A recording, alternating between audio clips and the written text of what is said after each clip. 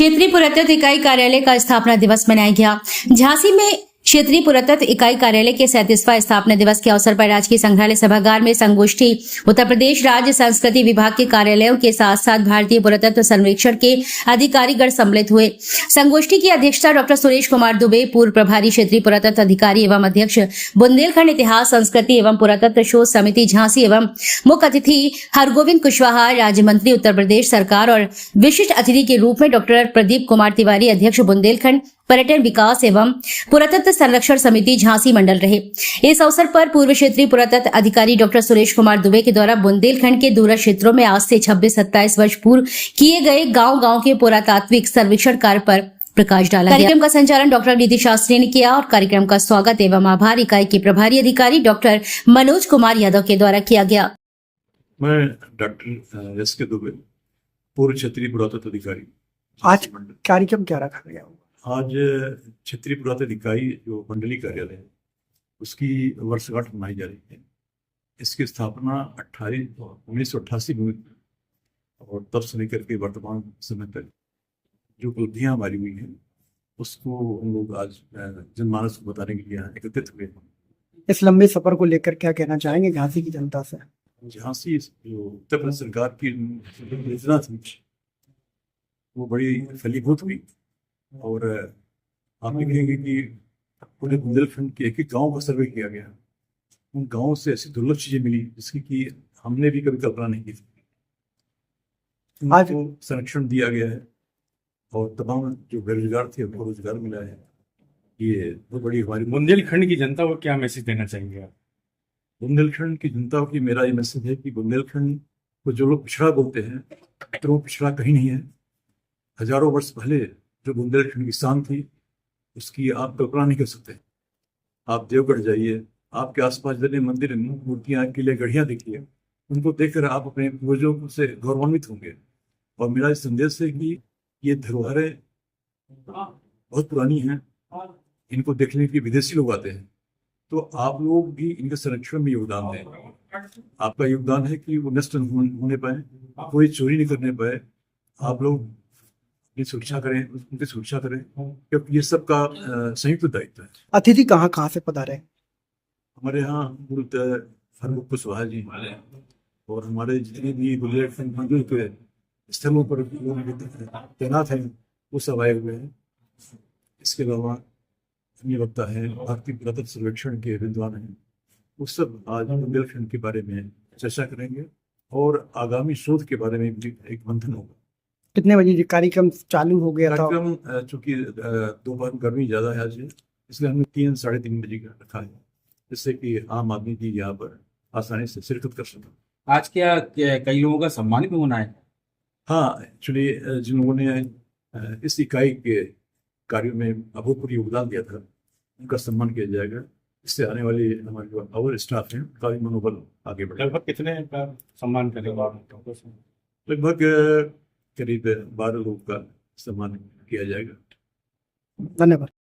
मैं डॉक्टर मनोज कुमार यादव। प्रदर्शनी का क्या उद्देश्य है? उद्देश्य इसका यह है कि हर वर्ष इस इकाई का जो स्थापना दिवस है 10 इसका उद्देश्य है कि ये वर्ष भर में ये बुंदेलखंड क्षेत्र में पुरातत्व विभाग ने क्या क्या काम किया है और यहाँ पे जो ऐतिहासिक धरोहरें हैं उनको संजोने का, उनको संभाल के रखने का ये हमारा उत्तरदायित्व है। तो इसको हम लोग ध्यान में रखते हुए भारतीय पुरातत्व सर्वेक्षण, पर्यटन विभाग, इंटैक को हमने इसमें सम्मिलित किया है कि ये जो भिन्न विभागे हैं वो अपने विभाग के अंतर्गत इस क्षेत्र में अभी तक क्या क्या कार्य किए हैं।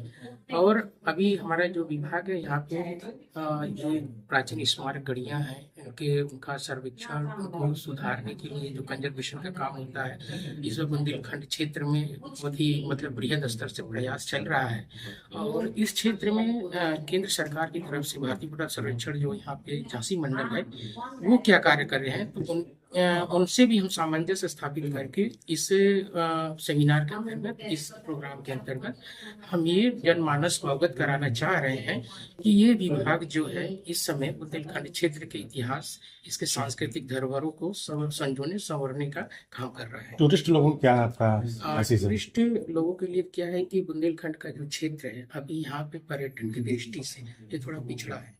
तो विभाग सभी विभाग जो सक्रिय होकर के जो पर्यटक क्या होता है कि वहाँ के स्मारकों धरोहर सांस्कृतिक धरोहर को देखने आते हैं, तो विभाग इस रूप में सक्रिय होकर के इसको स्थानुरक्षण और पर्यटन की दृष्टि से जो जन सुविधाएं हैं पर्यटन विभाग जो इस समय कर रहा है, तो उनको भी हम आमंत्रित किए हैं कि अपनी परियोजनाओं के अंतर्गत आप लोगों ने क्या क्या काम किया है और पर्यटन की दृष्टि से यहाँ पर कितना वृद्धि हुआ है, पर्यटक यहाँ तक अभी कितने आ सके अन्य स्थलों की अपेक्षा, तो उन सारी चीजों को लोग अभी बताएंगे।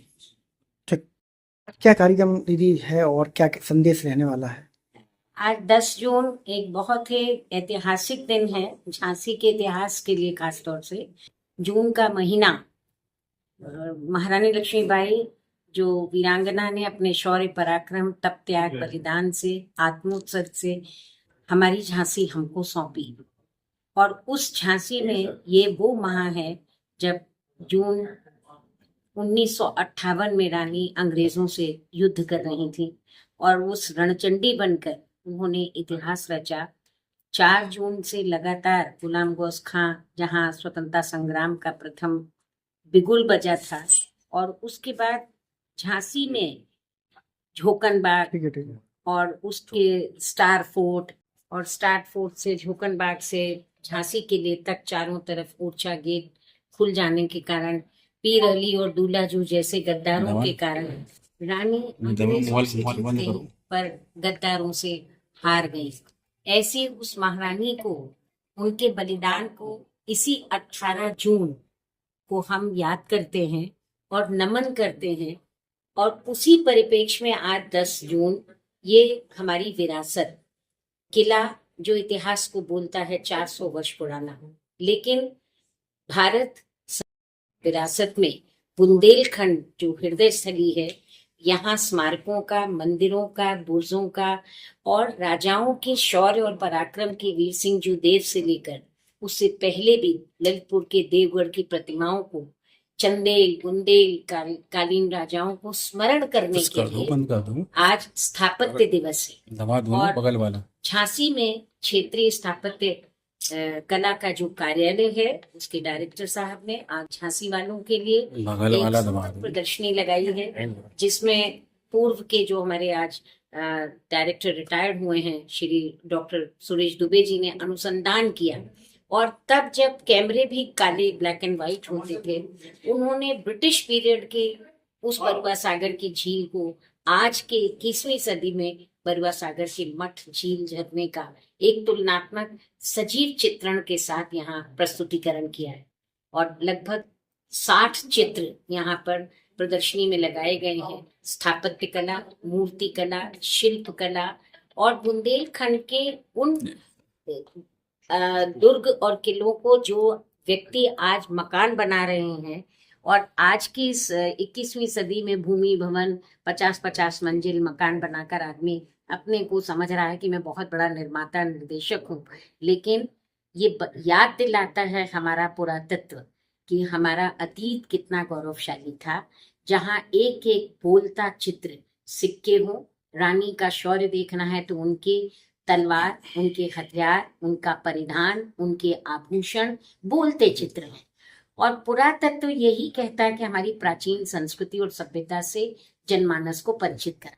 और आपका माध्यम, मीडिया का माध्यम सबसे बड़ा माध्यम है आज डिजिटल इंडिया में, कि डिजिटल भारत ये कहता है कि हम इन चित्रों के माध्यम से उन चरित्रों को याद करें जिन्होंने संसार में अपना नाम अपने कर्म से और अपनी कृति से बनाया। वो कृतियां यहाँ हैं, वो पत्थर हैं, वो बोलते पत्थर हैं, वो महल हैं, वो खैलार हो, चाहे हमारा टोड़ी फतेहपुर हो, बरुआ सागर हो, हमारे ये जो टीकमगढ़ के आसपास का जो हमारा बीहड़ क्षेत्र था, और 6वीं शताब्दी के जैन मंदिरों का इतना सुंदर प्रस्तुत कर देवगढ़ की प्रतिमाओं का पोर्ट्रेट बनाकर यहाँ प्रस्तुतिकरण किया है। क्रमबद्ध जो वर्ष क्रम में 6वीं शताब्दी से 21वीं शताब्दी तक का हमारा अतीत कैसा था। इतिहास शब्द का अर्थ ही है जो पुनः पुनः दोहराया जाए, और आज ये प्रदर्शनी उसी इतिहास को दोहरा रही है। बुंदेलखंड की स्थापत्य कला, मूर्ति कला के साथ संगोष्ठी है, चिंतन है, विचार है। और मैं तो आपके माध्यम से अपील करूंगी, पूरी जनता से अपील करूंगी कि हम उस गौरवशाली भूमि के लोग हैं, भारतवासी, झांसी वासी हैं, कि जहां रानी ने सिर्फ गुणगान नहीं किया, अब हमें गुणवान बनना है, चरित्रवान बनना है, राष्ट्रभक्त बनना है। ये बोलते मीनारे, द्वार, नींव के पत्थर हमें पुकार रहे हैं कि अपने देश की आन बान शान की पहचान स्वयं बने। और धन्यवाद।